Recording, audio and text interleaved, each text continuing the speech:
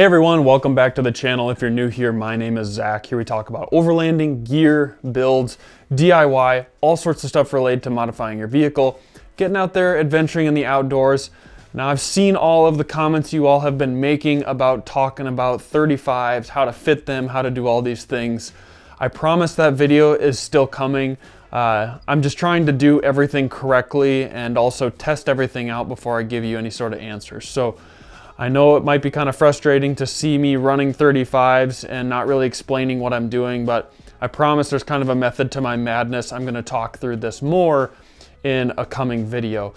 Today, however, is one of those steps towards your 35s. So if you aren't familiar or haven't really been looking at my Instagram at all, I actually have a partnership with Dirt King. I haven't been running a ton of their products yet. But I actually have a discount code with them, and I'll put that up on the screen here. So if you're trying to buy upper control arms for your lift, or you want a long travel system or some of these other things, my discount code will help save you some money on their website. But what I do want to talk about today is a couple of things you can buy from their website for pretty cheap. If you're a good welder, this job will be quite affordable, we'll just say. But if not, you're gonna have to pay someone a little bit of labor and welding time to get this stuff installed. But what we're going to be doing is throwing on the Dirt King cam tab gussets and spindle gussets. So what these basically do is they reinforce the cam tabs around your lower control arms, which are used to really help dial in your alignment and keep it that way.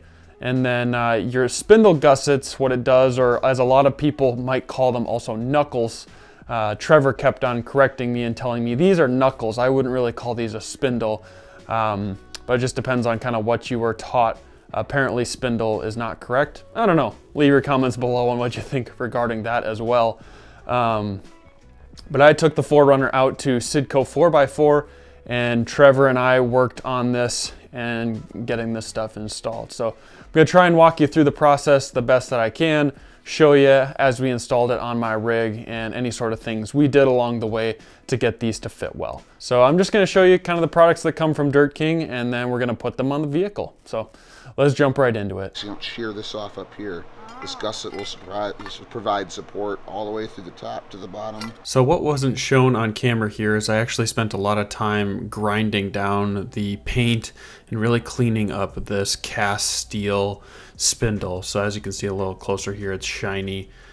Really clean it up so you can weld to this material nicely. You can see here we tacked this into place. We're just making sure that we can thread the nut on appropriately and get the upper ball joint to go into that hole at the top of the spindle, and then thread the nut on and not have any issues. I can't be the only one that thinks that these torches are just insane, how they cut metal like just, you know, warm butter.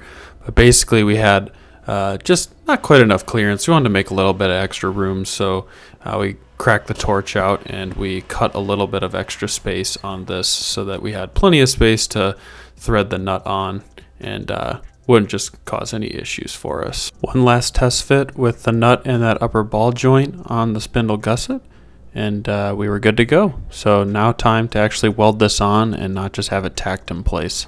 We just got done here. Trevor just welded this up. Getting this bracket all nice and welded on. So just letting it cool and should be good to go. So we gotta do a lot to pull all this stuff off of the vehicle, but basically to put these spindle gussets on, you gotta take the spindle almost entirely off the vehicle. I suppose you could maybe do it on vehicle, but it's just so much better to do it off vehicle. So just know that if you're buying these spindle gussets in the future, you're gonna have to take them off of the vehicle.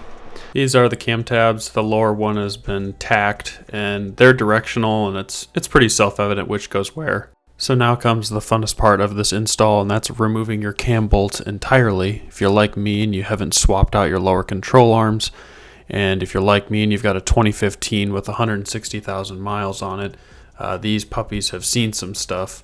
And yeah, so the rear ones were both seized on both sides. One we ended up somehow getting loose with a torch and an air hammer, and the other side was completely seized. So definitely recommend you get 2 new bolts for both sides when you're doing this install, And yeah, so we got ahead to welding up these little plates. We had to drill out the old ones and then threw a nice coat of paint on there so that these wouldn't rust too bad.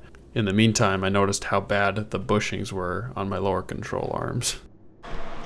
And you can see in here, so Trevor's already come through and welded all these into place. He's put on the paint and everything. We just got this hanging here to do some test fitting. We've deleted the sway bar because the front sway bar's got to come off in order for us to put on the spindle gussets. So yeah, we've got most of this stuff pretty much good to go. We're just putting on the gussets and then we'll put everything back together. The interesting thing is so if you are putting on new pieces of metal, you got to spot weld them to hold them, but you also have to spot weld them so that they don't slide around when you're welding each side a little bit. So all of these we spot weld into place, and the little tabs we welded off vehicle. So it helps to kind of weld that stuff off a vehicle to just not have to work in awkward spaces, and then you tack the whole entire piece up here, which allows you to place it exactly where you want. We did some test fitting with the arm, and then you can fully weld this into place and then paint it. So that's what we've done on this side, and it looks awesome.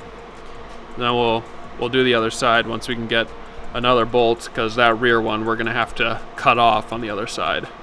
The cam tab gussets, so this back one actually, it's been giving us some issues. These back bolts I think are higher likelihood to seize than these front ones, and the back ones on both sides were pretty crabby. We were able to get the one side out, but this side we couldn't, so we're gonna have to cut that bolt off. We don't have a replacement for it, so we got to go get that. So this side, cam tab gussets still haven't been done. One thing we did find though is there's spot welds inside of here to hold these stock plates in, and you drill those out with just like a normal drill and a drill bit, and the CV axle kind of gets in the way. And to pull out the CV axle nicely, you kind of got to finagle some things. We did that for the front IFS re-gear, but I think we'll have to figure out how we do it next time, because we'll have both spindle gussets done and then the cam tabs on that side done. This one we'll still have to do, so we'll kind of have to figure out how that flow works, but yeah, there should be a good way to go about doing it. All right, so this side we've basically got it all assembled. Just got to put a couple more little nuts on there and then we should be good to go. All right, well, we just got this wheel on here. Just gonna see it's all back together, looking good. And there is no sway bar now, so that has been deleted. Oh wow, the oil cap for the oil filter is really easy to access now. And then greased the upper ball joints. This is looking mighty fine. Cam tab gusset's in, spindle gusset is in. Swing over here, got everything but the wheel on, and it is looking great as well. We still have to do the cam tab gussets on this side, but the spindle gusset is done over here as well. That turned out awesome.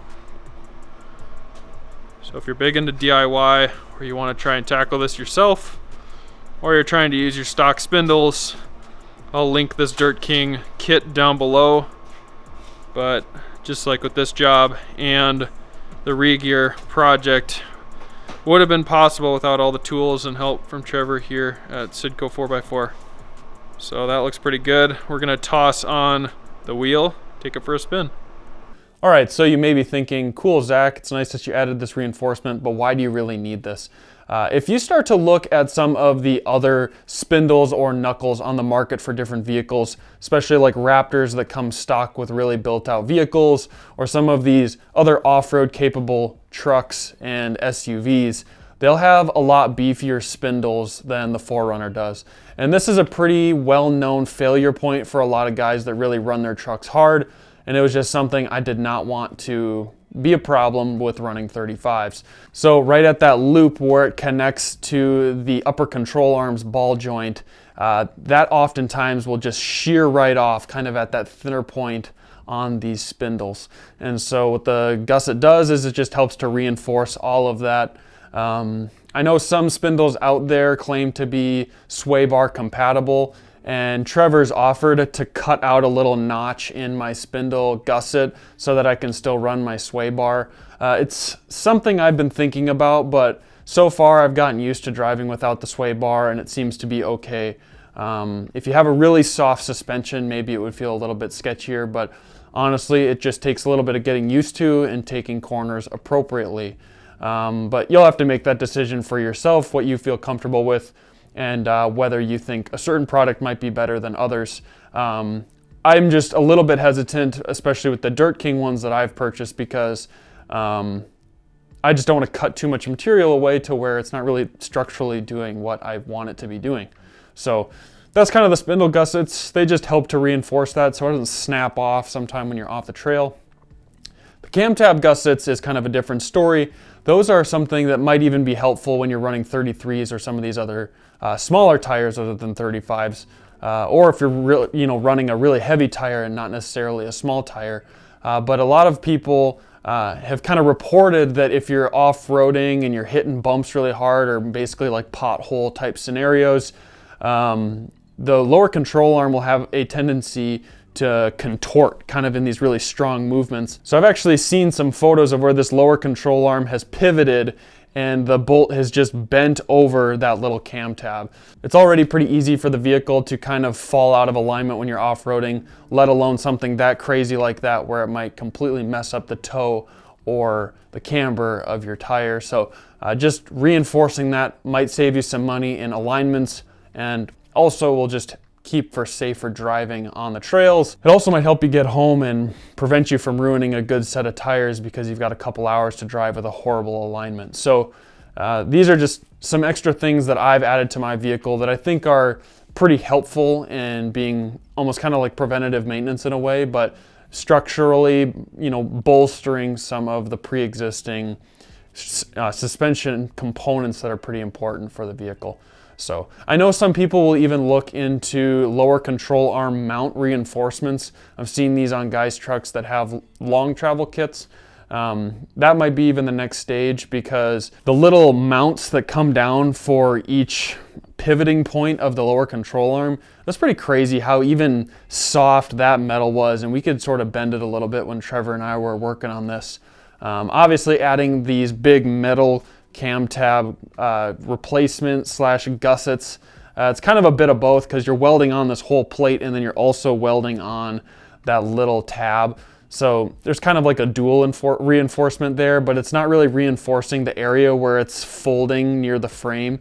So I don't know, it's something I've been thinking about. I don't know if it's necessarily required, but it might be something nice to add down the road. So just wanted to share a little bit of my thoughts about adding these things. Like I said, they're not too expensive. I've also got a discount code, so I'll link all of that down below in the description. Also recently, I put out a shorts style of like quick install video. Let me know what you thought about that in the comments as well. Just helps to give me good feedback, because I typically make more long form type content and I tend to be kind of a long-winded person. But I've gotten positive feedback that people enjoy my explanatory rants, or at least just explaining, my thought process behind certain things. So comment down below if you've got any feedback for me in that area. But really appreciate all the support. I'm back from Colorado and I'm catching up on content. And yeah, we're super close to the end of winter, which is going to be great, because that means that the Land Cruiser comes out of storage.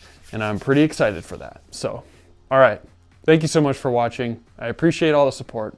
I'll catch you all in the next video.